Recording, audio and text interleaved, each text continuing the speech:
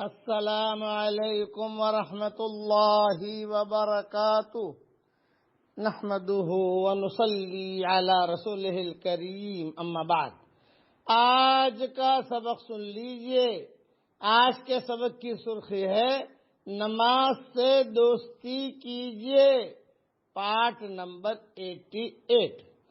حضرت ابو ہریرہ رضی اللہ تعالیٰ عنہ فرماتے ہیں کہ رسول اللہ صلی اللہ علیہ وسلم نے ارشاد فرمایا، میرا دل چاہتا ہے کہ چند نوجوانوں سے کہوں کہ بہت سارا ایندھن اکٹھا کر کے لائیں، پھر میں ان لوگوں کے پاس جاؤں جو بغیر کسی عذر کے گھروں میں نماز پڑھ لیتے ہیں اور ان کے گھروں کو جلا دوں۔ یہ حدیث ابو داؤد میں ہے۔ ایک مرتبہ اور سن لیجئے۔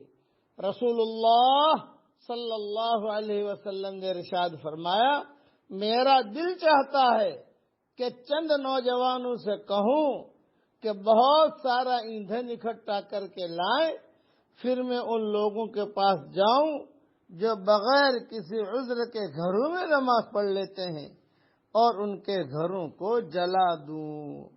ابو داؤد میں روایت ہے۔ اب بتاؤ، رسول اللہ صلی اللہ علیہ وسلم کو امت سے کتنی محبت تھی؟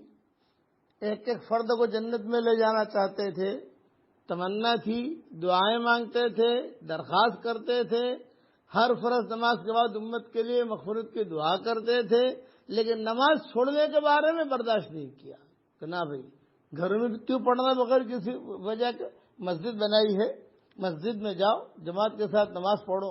اس لیے نمازوں کا اہتمام کیجئے۔ انتقال کے وقت میں آخری نصیحت یہی کی تھی، الصلاۃ الصلاۃ الصلاۃ، نماز مت چھوڑنا، نماز مت چھوڑنا، نماز مت چھوڑنا۔ بتاؤ، اپنے ماتحتوں کا خیال رکھنا۔ اس لیے نمازوں کا اہتمام کیجئے۔ اللہ تعالیٰ ہم سب کو جماعت کے ساتھ نماز پڑھنے کی اللہ ہم سب کو توفیق عطا فرمائے۔ آمین۔ وآخر دعوانا ان الحمد للہ رب العالمین۔